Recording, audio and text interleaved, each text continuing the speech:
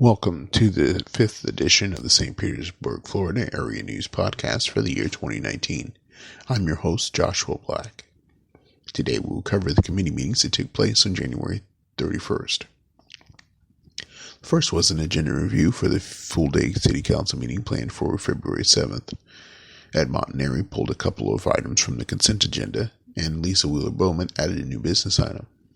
These meetings are important because they are intended to cut down the time required to conduct City Council meetings, and many explanations from staff to clarify items are made here that aren't made during ordinary meetings.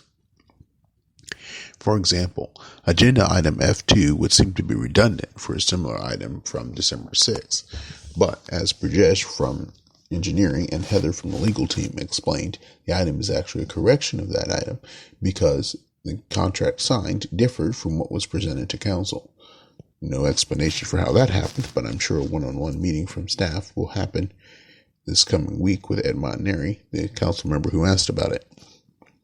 Another significant occurrence in this meeting was the fact that Council Chair Charlie Gertis implored the rest of Council to be mindful of the tone that they would strike during the impending Committee of the Whole meeting with the Board of the St. Petersburg Housing Authority.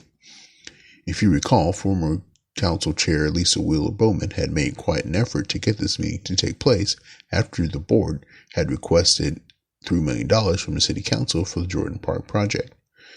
In her efforts, she had uncovered some practices of the board that seemed to be quite unlawful on their face and clearly unethical too. The result was that the board was resistant to the idea of meeting because they didn't want to face any questions, but they still requested the $3 million. As a result, City Council requested their legal team draw up a request that the mayor consider removing 2 of the board members, a move that would have to have been approved by the council. This suddenly changed the tone of the meeting talks. They still requested to preview the list of topics that the council members intended to discuss with the board for the meeting set for January 31st. However, the board did not reciprocate. In fact, new chair Charlie Gertis informed the Committee of the Whole during the agenda review that he had almost insisted on postponing the meeting because the board did not submit the backup materials for the items they wished to discuss until the Tuesday before the Thursday meeting. The only reason he didn't, he said, is that the board had already bought a plane ticket for the expert they needed to testify during the scheduled Committee of the Whole. She was flying in from Arizona, and Charlie didn't want to waste her flight. I got the sense from several members of the council that they would not have minded wasting her flight. They preferred to have more time to read the material so that they could ask intelligent questions. Ed Montanari pointed out that he had been at City Hall since early morning to read the backup materials and still felt he had not been given sufficient time. Furthermore, several members pointed out that this delayed data dump was part of a consistent pattern of behavior for the board. In the end, the members consented to the chair's guidance and to the fact that he removed the presentation from the developer for the Jordan Park project from the agenda for the Committee of the Whole meeting later that day. In the meantime, they prepared for lunch and for the other committee preceding the Committee of the Whole. That other committee was the Legislative Affairs and Intergovernmental Relations Committee, also known as the LAIR Committee. Ed Montanari was selected to continue as chair, and Amy Foster was selected as vice chair. Staff presented a synopsis of the bills and topics that they wanted to track at the state level as the deadline approaches on February 5th for members of the Florida legislature to file bills. Ed Montanari noted that his approach to the Florida legislature is the same, essentially, as the approach of the late Congressman Bill Young to the federal government, namely, in light of the fact that the residents of his district pay taxes, to make every effort to get as many of those dollars spent back in the district as possible. But doesn't it make more sense not to let the money get taxed out of the area in the first place? When you consider the fact that the legislature depends on the federal government for some 40 to 45% of its income, and that the city also places demands on the feds, it seems like this approach makes city officials more dependent on D.C. for finances and thus less responsive to the members of the community. We can already see the effects of that with the bus rapid transit and the Complete Streets project. The city has actually won an award for a pretty terrible iteration of the Complete Streets project on Martin Luther King Jr. Street North between 32nd Avenue North and 4th Avenue North, while neglecting to even install basic sidewalks on 18th Avenue South across from a recreation center. It took a concerned citizen months after complaining bitterly on social media to even get before council to get administration to move it to the priority list. I'll put together a video later of the progress of the Complete Streets mess on Martin Luther King.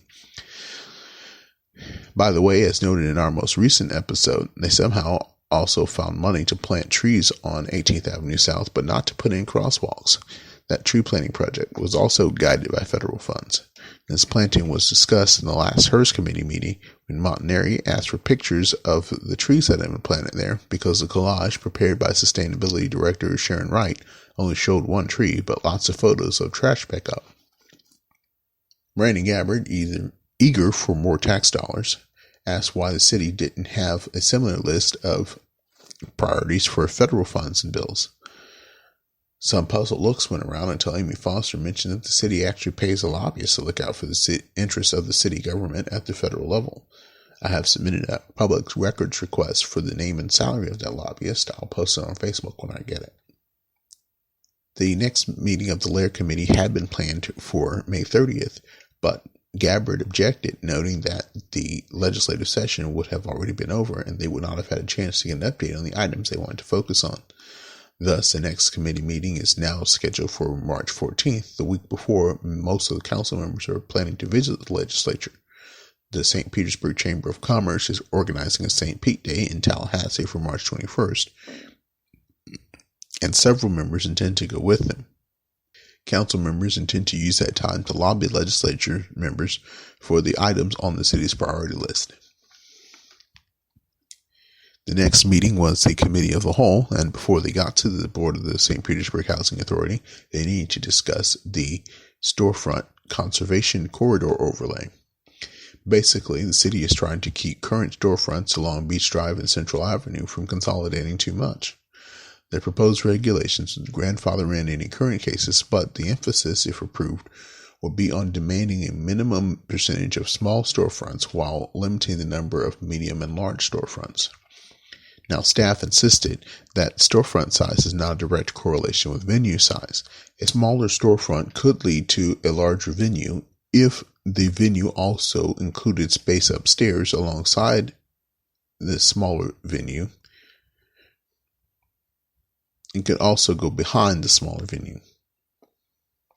The emphasis is on street-level activated storefront sizes, not actual venue sizes. Plus, there are opportunities for variance. Council members expressed concerns that local businesses grown in St. Petersburg would be forced, in cases of great success, to move away from their homes by these regulations, which could impact their futures adversely, seeing that location is an important consideration in any business model. Councilmember Gabbard also expressed concerns that the zoning part was too restrictive and would hinder adequate new development. What I notice is the continued emphasis on decreasing available parking. Smaller venues less than 3,000 square feet would not be required to make room for their customers to park, but medium and larger venues would. With the mandate for smaller storefronts, which aren't necessarily smaller venues, as explained earlier, combined with the bus rapid transit taking parking spaces away from First Avenue South, Central Avenue will become an even greater nightmare for parking. No word of concern about the combined impact of these government actions was expressed by council members. Staff wanted to add this proposal to the February 7th council meeting for first reading, but council members balked, saying that they didn't have their questions adequately answered and were considering splitting the zoning proposal from the other regulations. Council therefore set the date for the first reading as February 21st and the second reading as March 14th. Then came the big show. Residents and bureaucrats came out in force.